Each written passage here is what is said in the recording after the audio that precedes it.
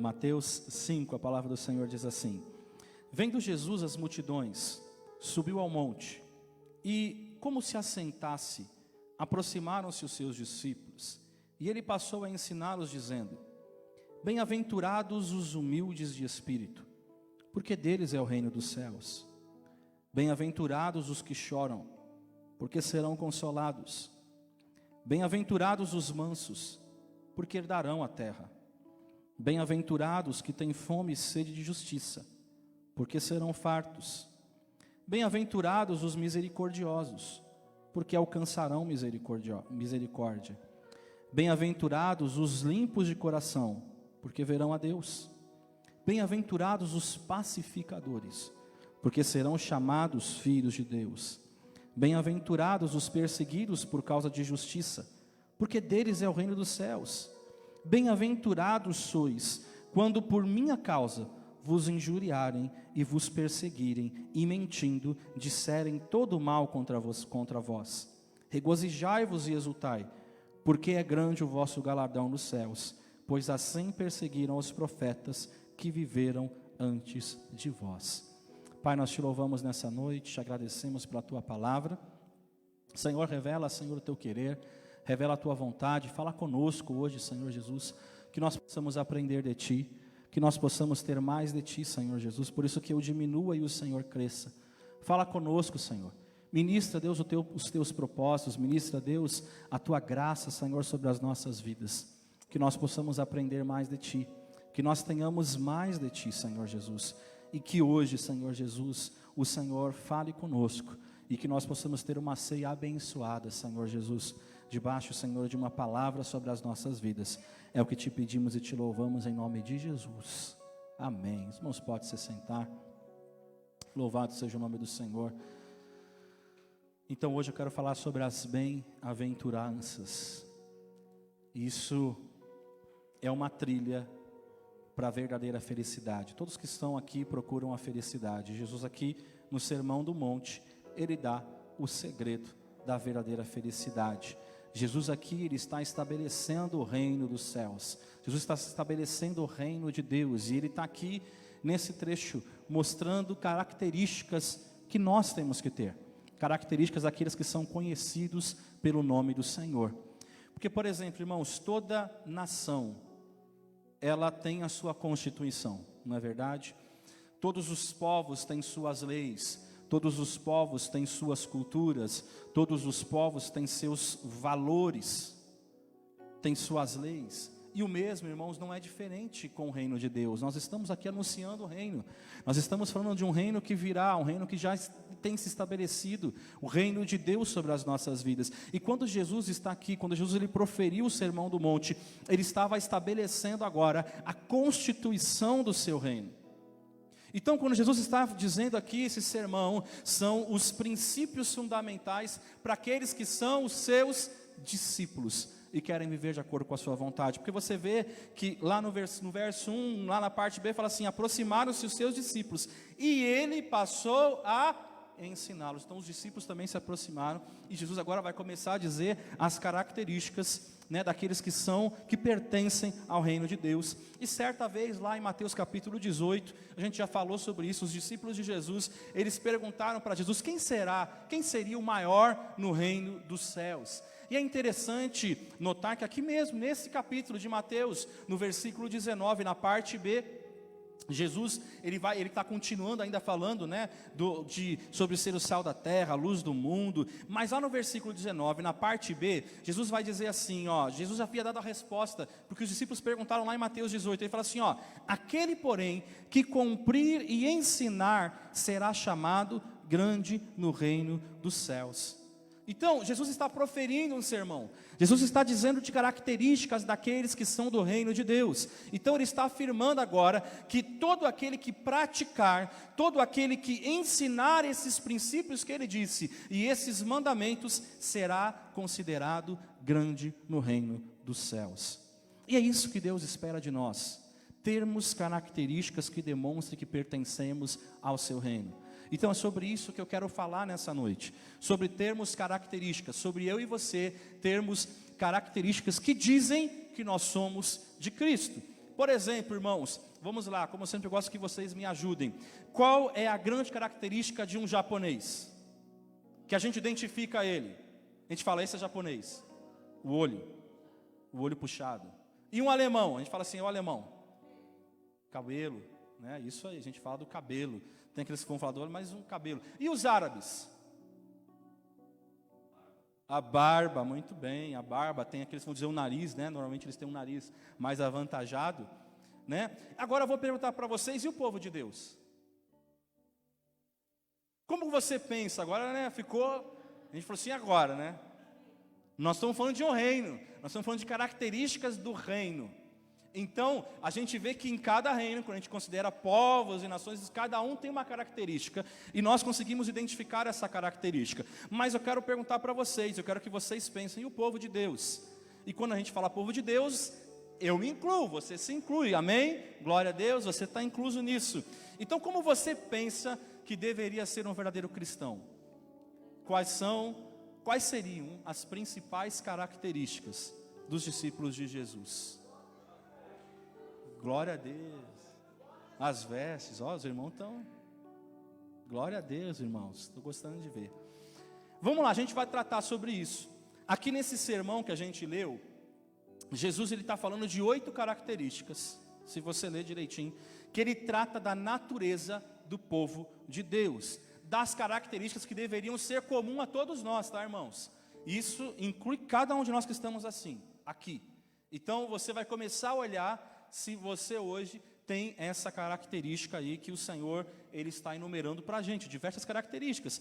Porque assim como a gente consegue facilmente diferenciar, eu disse para vocês e rapidamente vocês trouxeram uma resposta para mim, a gente consegue diferenciar um japonês de um alemão, a gente consegue diferenciar um árabe de um brasileiro, nós devemos ser capazes também de identificar um legítimo cristão pelo seu comprometimento, pelo seu comportamento e por características que são evidentes.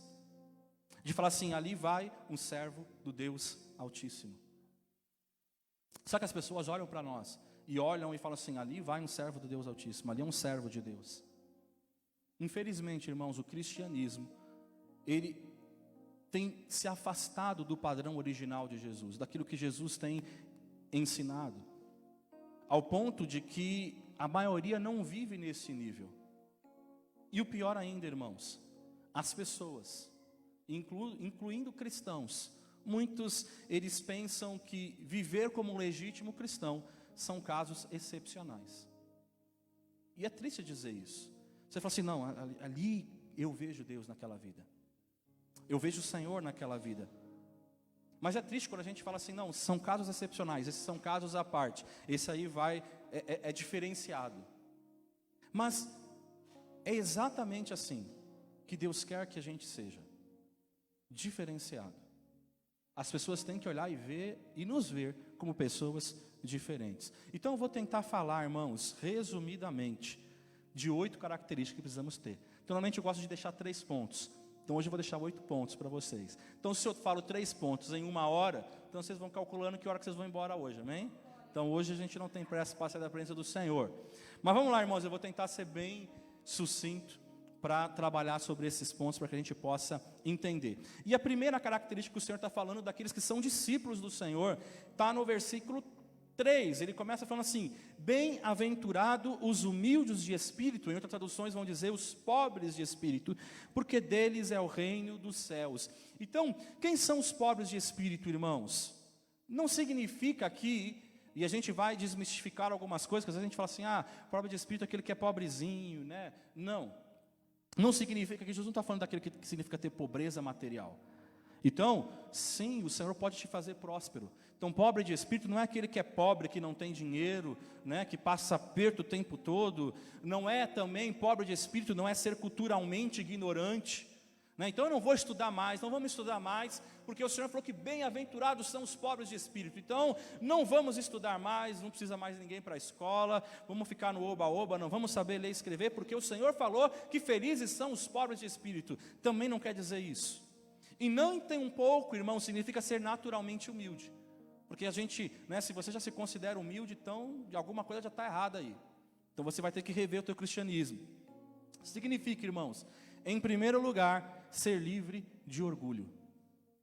Será que você é uma pessoa orgulhosa?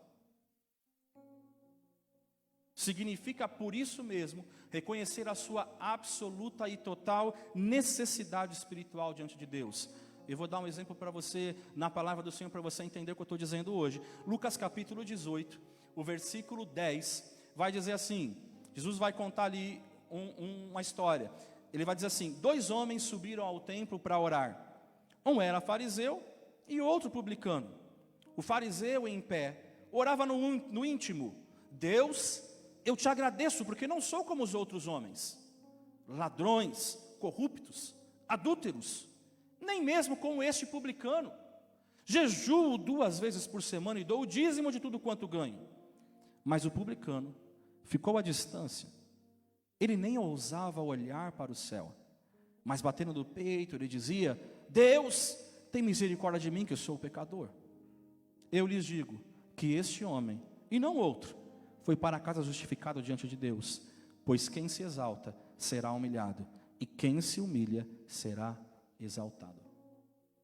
Olha lá, o fariseu batia no peito: eu não sou que nem esse, eu não sou que nem aquele, porque eu sou isso, eu sou aquilo outro, porque eu oro, porque eu leio a Bíblia, porque eu conheço isso, eu já sei de todas as coisas, eu faço aquilo outro. O outro já não: Senhor, tem misericórdia de mim, que eu sou pecador. O salmista diz que um coração quebrantado e contrito, o Senhor não despreza. Então o pobre de espírito é ter um coração quebrantado, é ter um coração contrito. Isaías capítulo 57, versículo 15, não confunda com Apocalipse, porque você vai ver um padrão muito interessante, que Apocalipse, quando Jesus fala, as igrejas, segue um padrão muito interessante. Olha o que diz Isaías 57, versículo 15. Pois assim diz o alto e sublime, que vive para sempre e cujo nome é santo. Habito num lugar alto e santo, mas habito também com o contrito e humilde de espírito, para dar novo ânimo ao espírito do humilde e novo alento ao coração do contrito. Sabe o que é isso? É reconhecer a sua limitação diante do Senhor. Porque, irmãos, Jesus, ele virou os nossos valores do avesso. Muitas pessoas hoje, elas querem ser ricas, elas querem ser autossuficientes, sem depender de ninguém. Então hoje o padrão é: quanto mais você tem, menos você depende dos outros, menos você depende das pessoas, porque você consegue fazer tudo sozinho. Então esse é o padrão do mundo hoje, mas Jesus, ele virou esse valor do avesso. Ser pobre de espírito é entender que sem Jesus você é pobre. Sem Jesus você não tem nada. Você pode ter todas as coisas desta terra, mas você é pobre, cego e nu, como Jesus fala à igreja de Laodiceia. A gente acha que é muito rico, porque nós temos isso, temos aquilo, e é isso, aquilo outro, mas se você não tiver Jesus, você não tem nada. E esse é o pobre de espírito, aquele que às vezes ele pode ter todas as coisas dessa terra, mas ele continua falando: Senhor, eu dependo de Ti, Senhor. Tudo que eu tenho é Teu, Senhor. Ser pobre de espírito é saber que tudo que você é, tudo que você alcança, tudo que você conquista vem do Senhor e inteiramente dele. Não é nada pela sua força, não é nada pela sua capacidade, não é nada pelo seu intelecto. A glória pertence a Deus e não a você. É ter o espírito vazio e procurar a cada dia de se encher de Deus e falar: Senhor, eu preciso de Ti, eu reconheço que eu preciso de Ti, Senhor. Então eu pergunto para vocês essa noite: somos humildes? Somos humildes de espírito? Não temos soberba alguma? Não somos autossuficientes? Não achamos que nós conseguimos sozinhos, que não precisamos da ajuda do Senhor? Porque Jesus está falando que aquele que é do reino, aquele que é filho dele, que faz parte do reino do Senhor, ele tem essa característica: ele é pobre de espírito. Ele sabe que sem o seu Senhor nada ele é. Mas quantas pessoas que estão lá fora não reconhecem isso?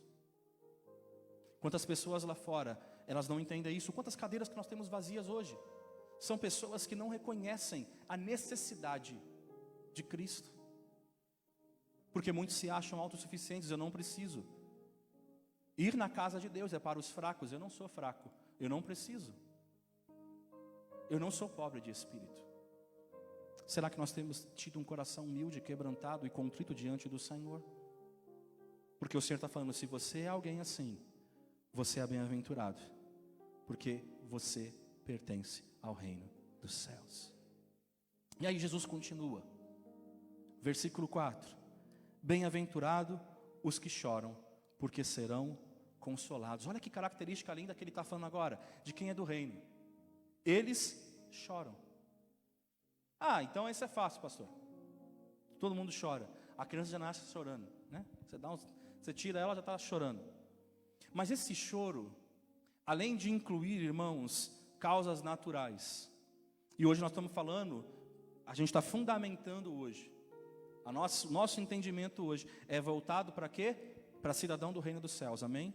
Então, também nos faz agora ver causas espirituais aqui, quando Jesus está falando bem-aventurados os que choram, porque ele está falando assim, felizes são aqueles que choram em seu espírito ao ver os seus pecados, e por eles se arrependem.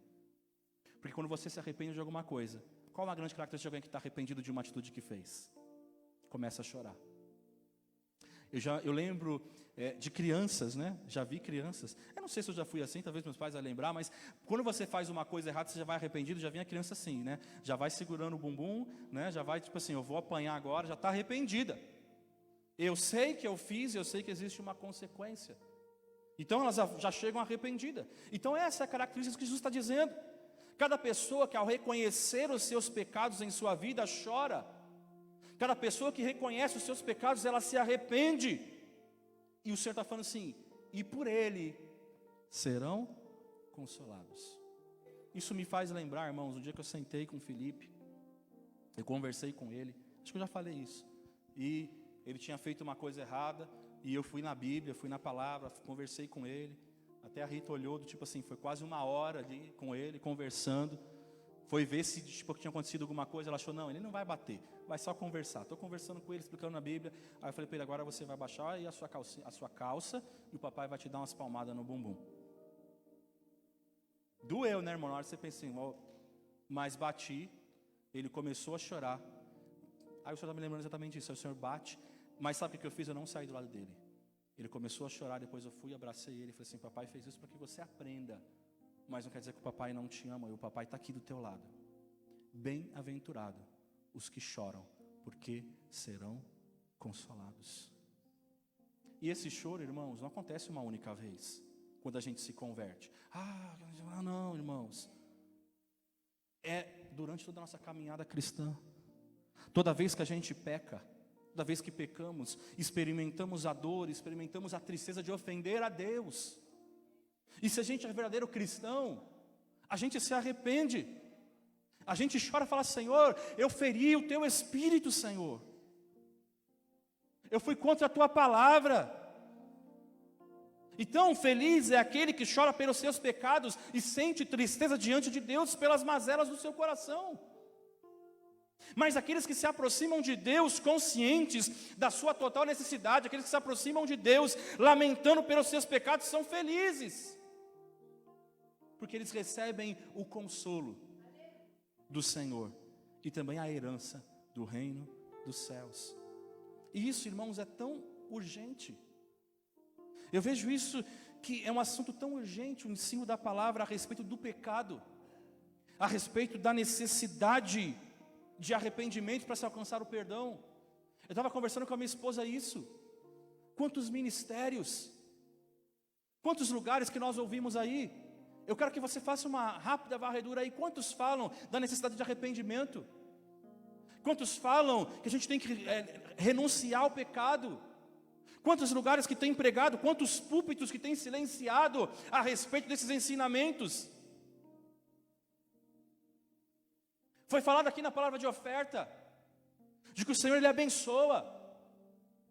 Mas, irmãos, quantas vezes, muitos lugares só falam o tempo inteiro, não, o Senhor vai abençoar, vai acontecer isso, vai acontecer aquilo outro, e você vai ter a vitória, e você vai alcançar isso, mas ninguém fala aqui do tipo, se você se arrepender, se você se humilhar, então Deus Ele vai fazer por você. Se você tiver um coração quebrantado, contrito, se você se arrepender, se você chorar diante do Senhor. Mas hoje a igreja está cauterizada, sabe por quê? Porque ninguém fala mais disso. Porque hoje o pecado é relativizado.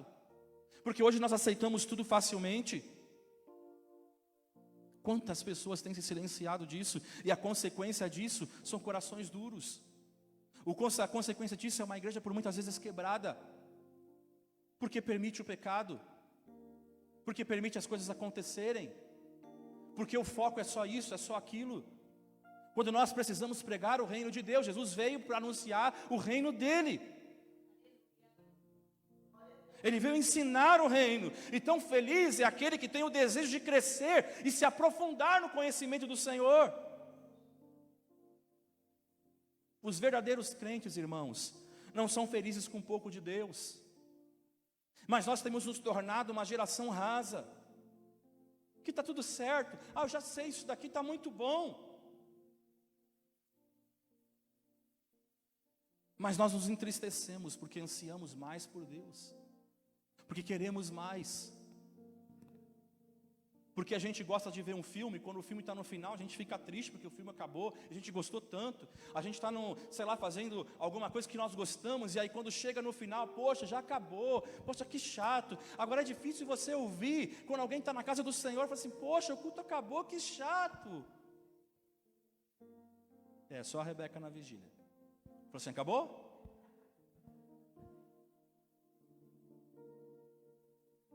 Quando a gente deveria ansiar mais pelo nosso Senhor.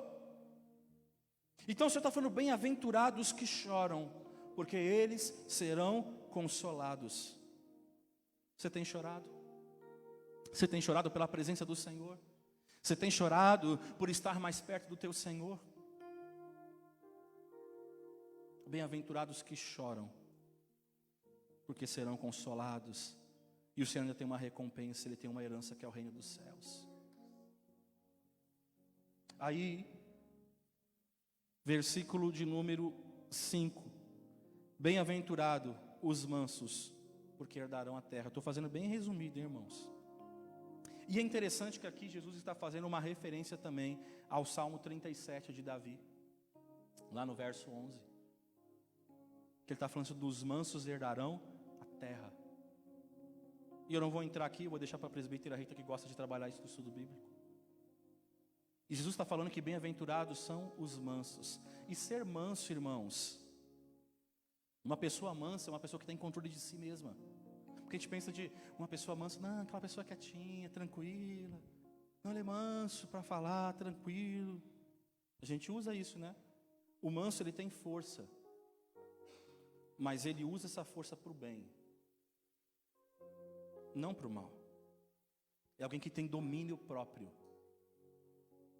Ser manso não significa ser covarde. Ser manso não significa ser fraco. Jesus falou, eu sou manso e humilde de coração. Mas Jesus era fraco? Jesus não tinha força? Jesus era complacente?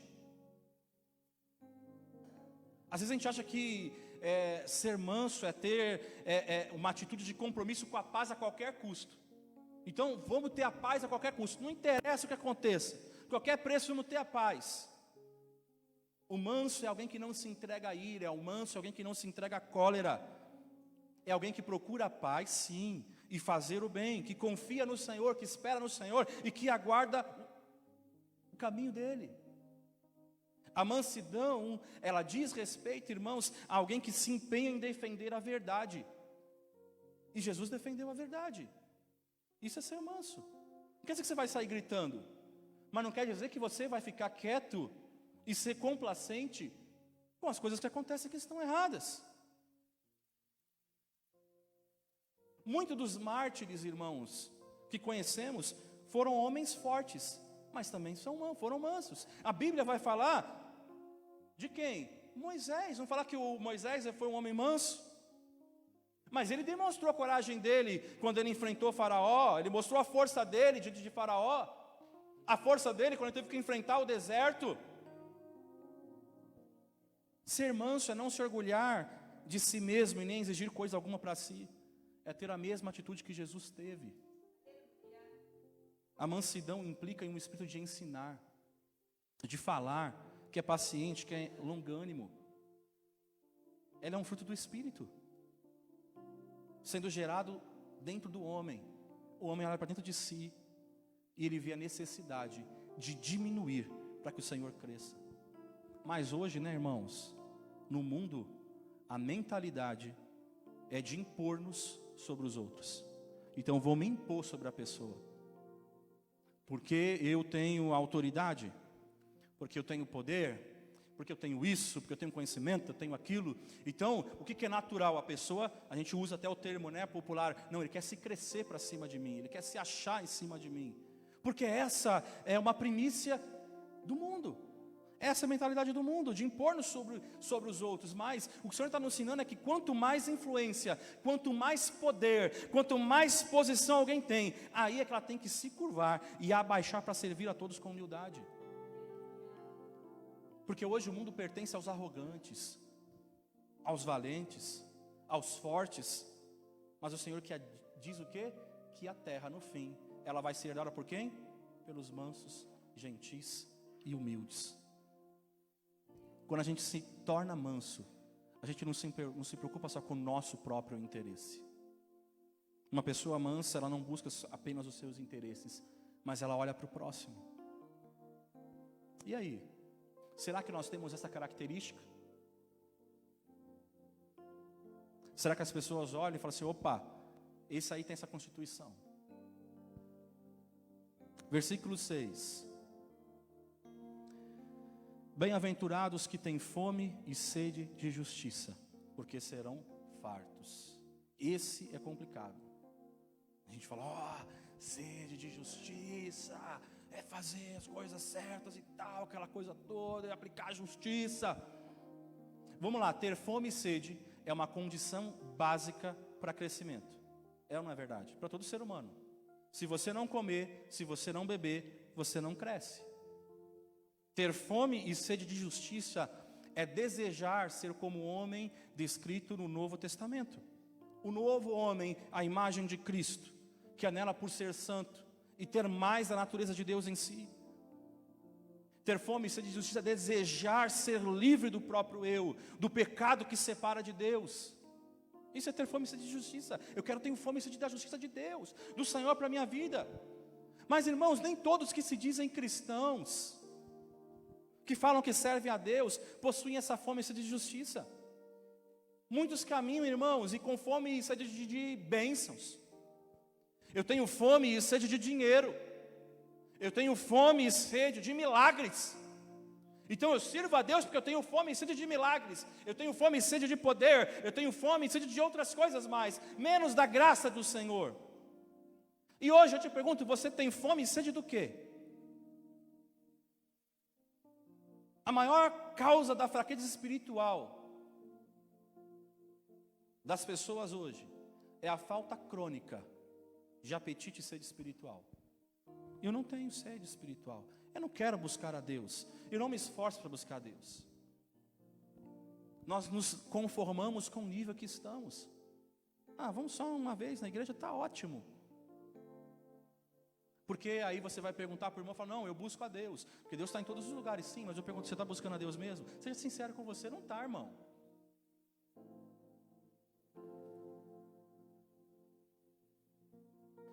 Jesus diz que aqueles que têm fome e sede da justiça é que são felizes, porque eles serão saciados.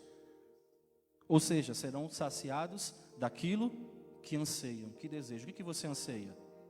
Salmo 42, versículo 2 diz, a minha alma tem sede do Deus vivo.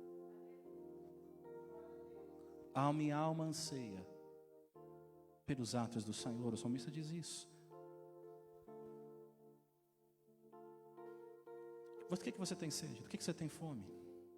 Oséias capítulo 6, versículo 3 traduziu muito bem essa bem-aventurança, quando disse, conheçamos e prossigamos em conhecer ao Senhor. Então a gente conhece e a gente prossegue, porque a gente tem fome e a gente tem sede. Então a gente continua se alimentando. Se você só se alimenta no domingo, então Como que você vive? Espiritualmente tem muitos irmãos esqueléticos aqui. Porque faz o teste hoje, come só hoje, não come a semana inteira, irmãos. Faz jejum a semana inteira e só come no domingo. Como você vai estar? Teu corpo vai estar fraco. É assim a tua vida espiritual. Se você não come, se você não se alimenta. E tem mais, irmãos. Tem mais. A palavra do Senhor, ela se renova a cada dia. Eu pergunto para vocês aqui. Praticamente todo dia. Todo mundo come arroz aqui?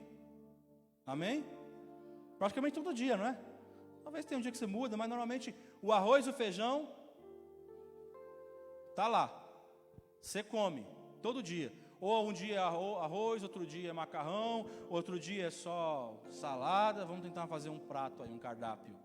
Não, irmão, todo dia vai ter o arroz e o feijão. Então, ou seja, todo dia você come a palavra do Senhor. Então não existe essa do tipo, eu já sei tudo, eu já conheço tudo. Se você vai largar de comer arroz e feijão, você vai comer o que agora? Conheçamos e prossigamos em conhecer. Porque já sabe aquele dia que às vezes você está tanto tempo sem comer aquele arroz e feijão, quem já não sentiu aquela vontade, às vezes durante o dia, de comer aquele arroz e falar assim, nossa, que vontade de comer um arroz e feijão. Tem dia que às vezes eu chego em casa e falo assim para minha esposa, eu quero comer o seu arroz. Pode fazer o seu arroz, porque ela sabe qual é o arroz que eu gosto, é aquele arroz molhado. Tem irmão que não gosta do arroz meio papadinha. Eu gosto. Eu falo assim, pode fazer aquele arroz lá, porque eu quero comer o seu arroz, eu como ele puro. Não precisa de mais nada. Qual é a fome que nós temos? Nós continuamos a aprender do Senhor. Todo dia a palavra do Senhor fala conosco. Todo dia a palavra do Senhor ministra as nossas vidas. Conheçamos e prossigamos em conhecer ao Senhor. Hoje o Senhor vai falar com você de uma forma nesta palavra. Amanhã você vai ler, Ele vai falar de uma outra forma. No outro dia Ele vai falar de uma outra forma. Então não existe, eu já conheço tudo, já sei tudo. Você conhece tudo, meu irmão, então você tem que rever os teus conceitos. Até a sua humildade, que a gente já falou lá atrás. Conhecer a Deus é o que preenche o vazio da nossa alma. A sede e a fome que temos de justiça é contínua e para a vida toda.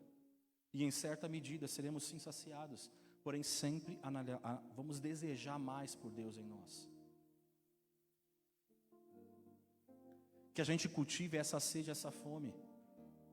Sabe, uma criança, quando ela gosta de alguma coisa, ela não para de falar sobre aquele assunto. Mas não para de falar, o assunto inteiro é isso. Irmãos, eu fui levar, a prova que eu estou falando que a criança não para. Vocês sabem. Fui levar, a gente marcou todo mundo, né? Marquei com o Danilo, vamos ver o jogo do Palmeiras. A gente marcou para ver. Falei, vamos no estádio, eu vou levar o Felipe.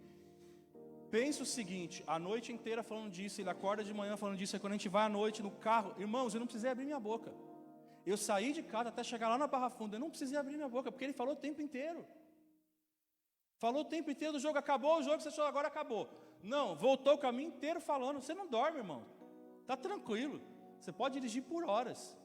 Não para, ele tem assunto até amanhã. E continua no dia seguinte, continua falando. Porque quando a gente quer alguma coisa, a gente anseia, a gente deseja, a gente fala. Então quando a gente tem a palavra do Senhor, se eu tiver que falar o Salmo 23 todos os dias, eu vou falar ele todos os dias. Eu vou comer ele todos os dias, eu vou querer falar dele. Porque o Senhor é bom, o Senhor é maravilhoso. Eu falo, eu sou assim, irmãos. E tem que ser com a palavra também. Às vezes, minha esposa, coitada, ela sofre. Porque às vezes quando eu começo a falar de um assunto, eu não paro de falar naquele assunto. Eu sou chato, irmãos. Você perguntar para ela, você fala assim, Jesus, tem hora que ela fala assim, pelo amor de Deus, para, você está voltando isso de novo, você falou isso de novo. Mas a gente precisa ter fome e sede, irmãos, da palavra do Senhor. Fome e sede da graça do Senhor sobre as nossas vidas. Será que você tem fome e sede de justiça? Será que você tem fome e sede da presença do Senhor sobre a tua vida? Vamos lá, senão eu vou ficar muito tempo. Versículo 7. Bem-aventurados os misericordiosos, porque alcançarão misericórdia. Olha lá, já estamos no quinto, hein? Quinto tópico. Chegando lá. Então, qual que é a característica do cristão? São misericordiosos. O cidadão do reino, e aqui a gente tem que tomar cuidado. O cidadão do reino, ele quer justiça. Ou seja, eu sigo as coisas corretas, eu quero e eu busco os padrões de Deus, então eu quero que isso aconteça o tempo inteiro. Ao mesmo tempo que ele busca essa justiça, vive essa justiça, ele também é misericordioso. Não quer dizer que ele vai aceitar o pecado, mas quer dizer que ele exerce misericórdia. Ele sabe oferecer perdão e misericórdia ao pecador. Ele entende. Agora, entenda isso, misericórdia é diferente de graça. Às vezes a gente confunde, não, graça e misericórdia, não. Misericórdia é quando Deus, Ele não dá o que merecemos. Então a gente merece, a gente fez, a gente errou, mas Ele estende as mãos dele de misericórdia. Agora a graça não. Graça é o contrário, é quando Deus dá o que não merecemos.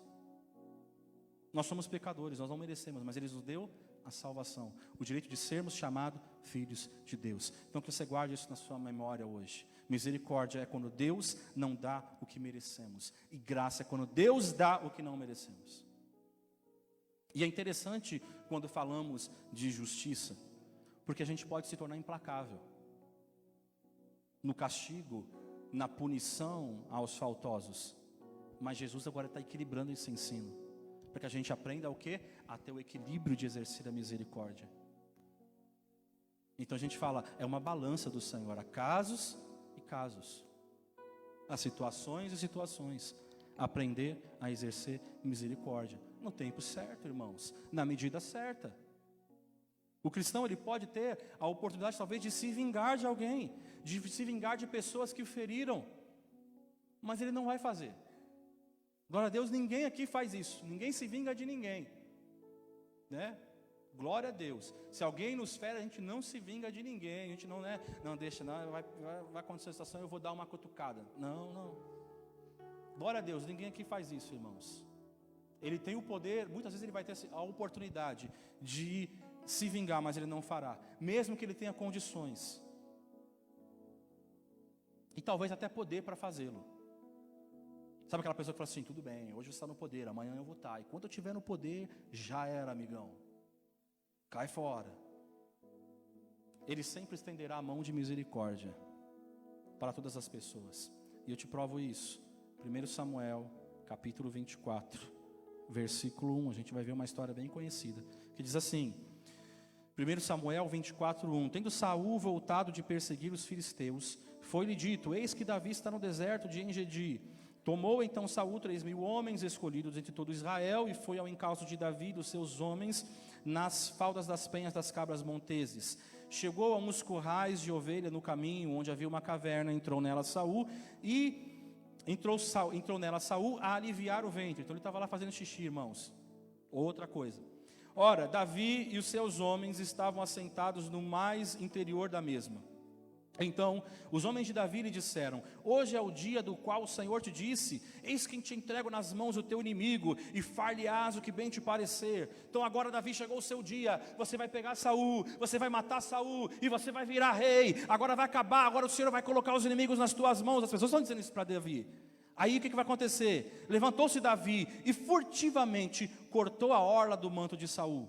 Sucedeu, porém, que depois sentiu Davi bater-lhe o coração por ter cortado a orla do manto de Saul, e disse aos seus homens, o Senhor me guarde de que eu faça tal coisa ao meu Senhor, isto é, que eu estenda a mão contra ele, pois é o ungido do Senhor. Com estas palavras Davi conteve os seus homens, e não lhes permitiu que se levantassem contra Saul. Retirando-se Saul da caverna, prosseguiu o seu caminho. Depois também Davi se levantou e, saindo da caverna, gritou a Saul dizendo, ó rei meu senhor. Olhando Saul para trás, inclinou-se Davi e fez-lhe reverência com o rosto em terra. Disse Davi a Saul, por que dás tu ouvido às palavras dos homens que dizem, Davi procura fazer-te mal? Os teus próprios olhos viram hoje que o Senhor te pôs em minhas mãos esta caverna, e alguns disseram que eu te matasse.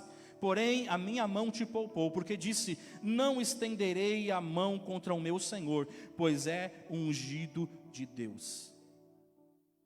Olha lá, irmãos. Saul poderia ter morrido ali. Davi teve a oportunidade, acabou o problema. Mata Saul, Deus entregou, a gente já olharia, não, Deus entregou nas mãos, mas ele falou assim, não, porque não é assim que Deus fará. Ele é ungido do Senhor, ele foi separado pelo Senhor, eu não vou mexer, não toco no ungido do Senhor. Mas no tempo certo o Senhor vai me colocar, o Senhor vai me alçar. Davi entendeu isso. São misericordiosos. A misericórdia, irmãos, se manifesta no perdão. Um coração somente se torna misericordioso, porque ele reconhece a misericórdia que recebeu, sem merecer de Deus. Será que você reconhece a misericórdia que você recebeu de Deus? Quem entende que muito foi perdoado, muito perdoa. Será que você é uma pessoa que libera perdão? Ou você é uma pessoa magoada? Porque quem entende que muito foi perdoado, eu sei que muito foi perdoado pelo Senhor. Então muito você perdoa. Será que a gente perdoa? Deus está falando nessa noite conosco. Características de pessoas do reino do Senhor. Vamos lá, versículo 8. Bem-aventurados limpos de coração, porque verão a Deus. Este é o sexto item, sexta característica, são limpos de coração. Lá em 1 Samuel 16, versículo 7, o Senhor, no capítulo 16, o Senhor está mandando Samuel ir lá na casa de Jessé para ungir o rei, que vai assumir o trono no lugar de quem? De Saul, irmãos. E aí o Senhor vai falar, né, vem a aparência, né, a gente vê toda aquela história, e o Senhor vai falar assim para Samuel: olha, o Senhor não vê a aparência, o Senhor vê o coração. Jesus está dizendo aqui, bem-aventurados que são limpos de coração. Há pessoas que por fora parecem tão boas e religiosas, mas o seu coração não agradam a Deus. Às vezes a gente olha e fala assim: nossa, que pessoa agradável. Mas não, irmãos, ser limpo de coração não é simplesmente ser limpo por fora, né? Você está com aquela aparência bonita, alegre, sorridente, uma boa reputação, mas é o que? Ser limpo no íntimo. O caráter é ser limpo para com Deus. O homem que tem o coração limpo, a mulher que tem o coração limpo, ela não fica dividida entre Deus e as coisas do mundo. Ela busca temer somente a Deus, andar nos seus caminhos. Ela entende que ela precisa só da presença de Deus. Eu não posso dividir, não posso cochear entre dois pensamentos, como o povo de Israel andou. Se Deus é Deus, então segue. Mas você fica dividindo. Deus está falando, limpo de coração. Você não deseja satisfazer o desejo da tua carne. Você busca agradar ao Senhor o tempo inteiro, irmãos. Ter um coração limpo significa observar Deuteronômio capítulo 6, versículo 5. O primeiro e maior mandamento, que diz o quê? Amarás, pois, o Senhor teu Deus de todo o teu coração, de toda a tua alma, de toda a tua força. O limpo de coração, ele busca viver para a glória de Deus em todas as áreas e aspectos da vida dele. Será que em tudo você glorifica ao Senhor? Será que você vive para glorificar o nome do Senhor? No Salmo 51, Davi, ele reconhecendo a corrupção do seu coração, ele clama pela misericórdia de Deus. Ele sabia que Deus era o único que podia purificar ele, ao ponto de Davi falar assim: Senhor, lá no versículo, no Salmo 51, ele fala assim: Senhor, cria em mim, se necessário for, cria em mim um coração, Senhor. O Senhor tem poder de pegar o meu coração e criar um coração diferente, um coração puro, um coração que te obedeça. Esse é o desejo de Davi, é o anseio dele: Senhor, eu quero ser limpo de coração, eu não quero pecar contra Ti, eu não quero errar contra Ti, eu quero andar de acordo com a Tua vontade, não importa o que aconteça ao meu redor.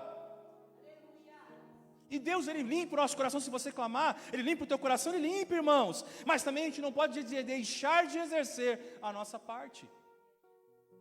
1 Pedro capítulo 1, versículo 15, Pedro vai reforçar isso. 1 Pedro 1, versículo 15 e 16, assim: mas assim como é santo aquele que os chamou, sejam santos vocês também em tudo o que fizerem, pois está escrito: sejam santos, porque eu sou santo. Então, meu irmão, não é simplesmente você falar assim: Senhor, limpa meu coração. Aí o Senhor vai falar assim: está aqui, meu filho, eu vou te dar um remedinho, vou te dar aqui, ó, tem 7 comprimidos aqui, você vai tomar um a cada dia, e no final do 7º dia, você vai ver que você vai estar limpo de coração. Às vezes a gente acha que Jesus é assim, é que nem um remédio que a gente toma para dor de cabeça, tomou Doril, a dor sumiu. E não é, irmãos. Existe o nosso passo. A gente quer que o Senhor faça tudo por nós, mas a gente vai buscar santidade, a gente vai buscar contra o mundo, a gente vai pelejar. O reino de Deus é tomado à força. Você vai fazer força contra a tua carne, contra os teus desejos.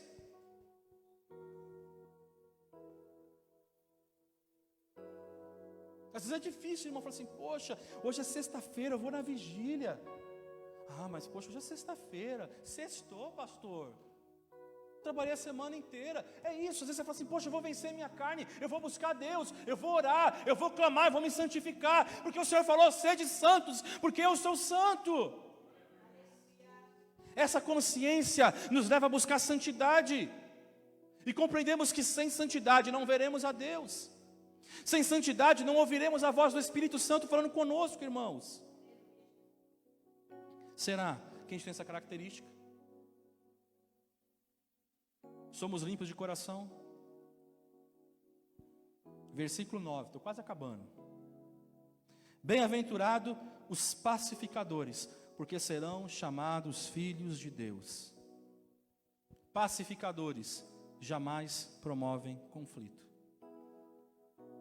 Ao contrário, onde eles estão, promovem reconciliação, promovem a paz. Ser um pacificador é ser alguém que não somente quer a paz, mas deseja que ela seja mantida.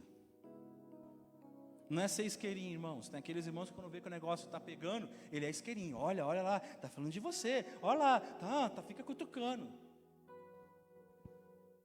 É quase aquele irmão que fica, né, quando está no colégio, né, começa um a brigar com o outro, começa, briga.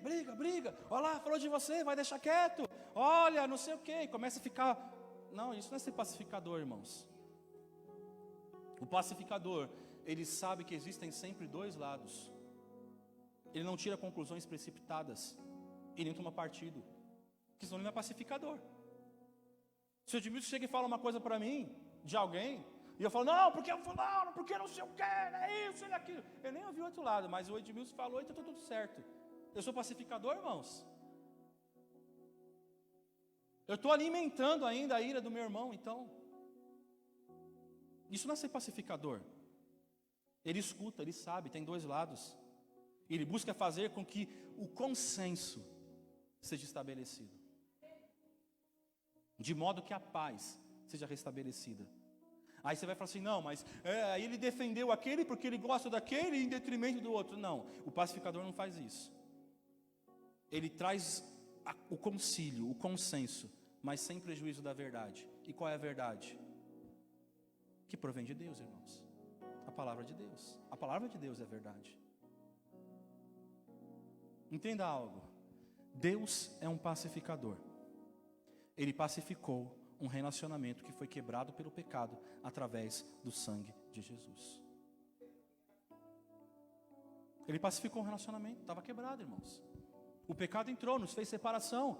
O Senhor foi lá e pacificou. O sangue de Jesus purifica de todo pecado. Somente será pacificador aquele que coloca Jesus, o príncipe da paz, dentro de si. Só a paz onde Ele reina. E eu pergunto, o Senhor reina no teu coração?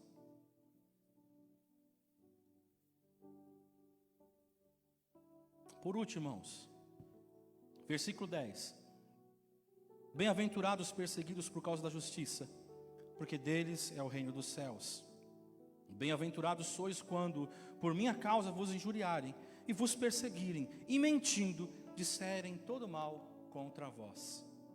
Por última característica, eles são perseguidos por causa da justiça e do Senhor.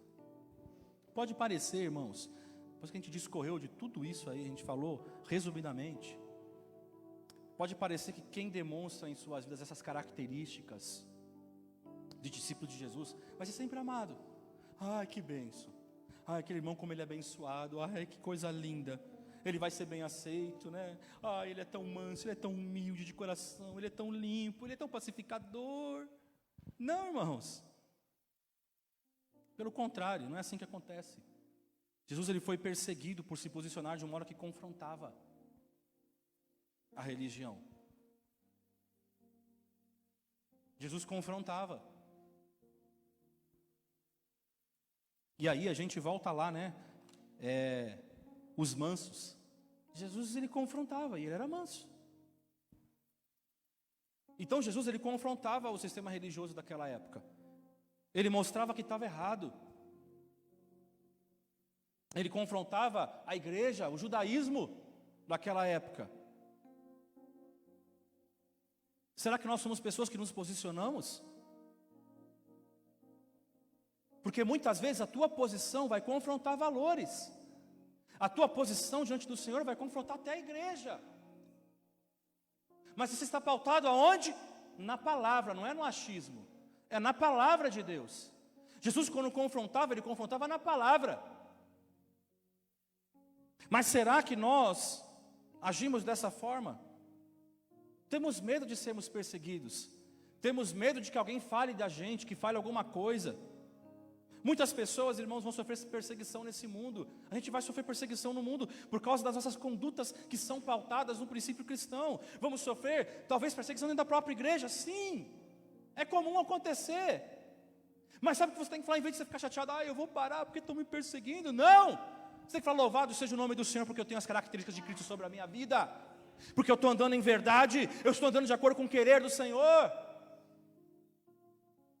Em geral, irmãos, quem vive de acordo como um verdadeiro discípulo de Jesus, ele vai ser perseguido por causa da justiça. Não porque ele faz algo errado, não é isso, mas é exatamente porque a integridade e a santidade vão incomodar.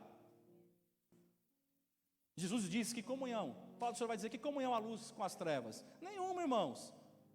Então por que tem conflito? Por que tem situação? Porque não tem comunhão. E a gente precisa entender isso. Felizes são esses, Jesus está fazendo, porque eles não aceitam fazer concessões somente para agradar pessoas. Deus está falando para você, para de fazer concessão para agradar pessoas.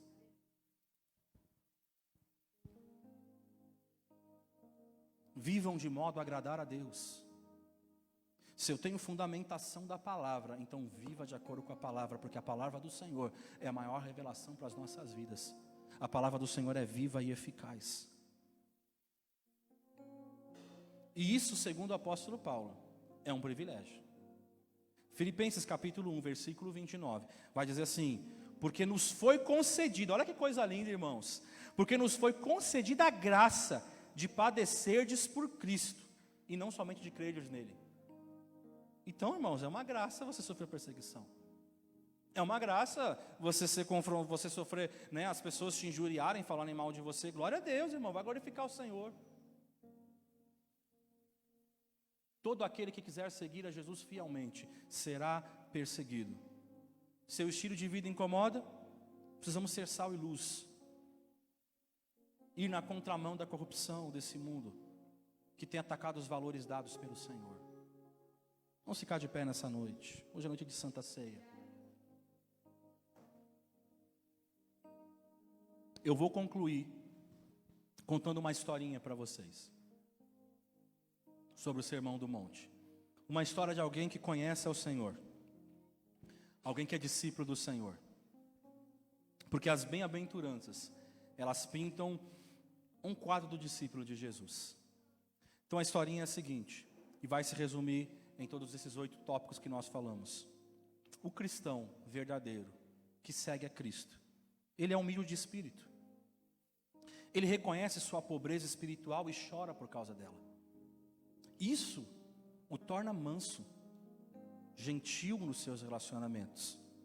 Longe de se conformar com o pecado, ele tem fome e sede de justiça. Ele anseia crescer em Deus e em sua santidade. O seu relacionamento com Deus faz dele alguém misericordioso para com os outros e puro de coração. Faz dele alguém sincero e transparente. Ele procura ser um pacificador. Ele procura ser um reconciliador. Ninguém lhe agradece por isso. Antes, ele é hostilizado e perseguido por causa da justiça que defende e por causa do Cristo a quem segue. E aqui resume, eu termino a minha historinha. E a pergunta que fica nessa noite é: comparando-se com esse perfil de um discípulo de Jesus, que você olhe com sinceridade no teu coração nessa noite, você se encaixa nele? Porque nós falamos de características de povos, nações, pessoas. Você já é um discípulo de Jesus e tem visto ao menos a sua vida avançando no processo de transformação? Se não, irmãos, se não tem transformação na tua vida, se está faltando muita coisa, se você continua igual que você era antes, então é tempo de você ter esse entendimento e pedir para o Senhor mudar a sua vida hoje. Hoje nós vamos tomar a ceia do Senhor. Creio que todos que estão aqui, praticamente 100% da igreja, todos são cristãos. Mas eu quero que você olhe para dentro de você. Você tem as características de Jesus na tua vida? As bem-aventuranças? Porque todos que estão aqui querem ser felizes. Todos. Se eu perguntar, você quer ser feliz na sua vida? Tem pessoas que falam assim, poxa, você quer ser feliz? Está escrito aqui, as bem-aventuranças. Felizes são. Então, você quer ser feliz? Aqui está o manual, está a trilha da verdadeira felicidade. E se você tiver isso na tua vida, Deus está falando para você, você encontrou a felicidade. Porque você tem tudo. Você é um cidadão do reino dos céus. Por isso, feche teus olhos nessa noite. Espírito Santo, a tua palavra tem sido ministrada, Senhor Jesus. Eu não tenho poder de convencimento. O teu Espírito é que convence o homem e a mulher do pecado. Senhor, hoje é uma noite de santa ceia. Que nós olhemos para dentro de nós, Senhor Jesus. E entendamos que nós não somos nada diante de Ti. Que nós entendamos, Senhor, que nós precisamos de Ti, Senhor, e que nós somos bem-aventurados se nós andarmos conforme os Teus ensinamentos. Nós seremos bem-aventurados, Senhor, se nós reconhecermos a nossa pobreza. Se nós chorarmos, Senhor, pelos nossos pecados, pelos nossos erros, se nós formos mansos, se nós, Senhor, tivermos fome e sede da Tua justiça, nós seremos abençoados, se nós seremos felizes, se nós formos misericordiosos, nós seremos felizes, Senhor, se nós formos limpos de coração, seremos felizes, Senhor, se nós formos pacificadores, Senhor, e se formos perseguidos, sim, por amor ao Teu nome, Senhor. Pai, que nós possamos ter frutos dignos de arrependimento, que nós possamos ter frutos de transformação em nossas vidas, Senhor. Por isso, Senhor, esse meu irmão, essa minha irmã que aqui estão nessa noite, Senhor, ou que estão ouvindo essa mensagem agora, que possam ser tocados por Ti, Senhor, possam ser impactados, Senhor, pela Tua palavra, Senhor, não é pela minha, é pela Tua palavra, que traz transformação, que nos confronta, que nos chama, Senhor, ao encontro contigo, e que nós tenhamos esse encontro genuíno contigo, que nós vivamos a verdade contigo, que nós andemos em santidade contigo, e busquemos sermos iguais ao nosso Senhor. Por isso, nessa noite, Espírito Santo, renova as forças de cada um aqui, Senhor. Senhor, se nós precisarmos ser transformados, nos transforma por completo, Senhor. Nós nos humilhamos diante da Tua presença, hoje dizemos, nós precisamos de Ti. Sem Ti nós não podemos, Senhor Jesus. Mas em Ti nós podemos todas as coisas. E nós queremos, Senhor, ter esse entendimento a partir de hoje, Senhor. Se tem pessoas, Senhor, que não têm tido esse entendimento, Senhor, que talvez estacionaram em alguma coisa, Senhor, em algum ponto, Senhor, que nós possamos rever e sermos honestos com o Senhor hoje. Hoje não é uma mesa, Senhor, Deus, uma mesa de negociação, mas é uma mesa de relacionamento. E nós dizemos, nós queremos nos relacionar contigo. Nós queremos ter as características que vêm de Ti, Senhor Jesus. Por isso, meu Pai, nessa noite, derrama a Tua graça, derrama o Teu Espírito Santo sobre a Tua igreja, e que nós possamos, Senhor, ser transformados e vivermos, Senhor, em novidade de vida. É o que eu te peço, te agradeço e te louvo, em nome do Pai, do Filho e do Espírito Santo, em nome de Jesus.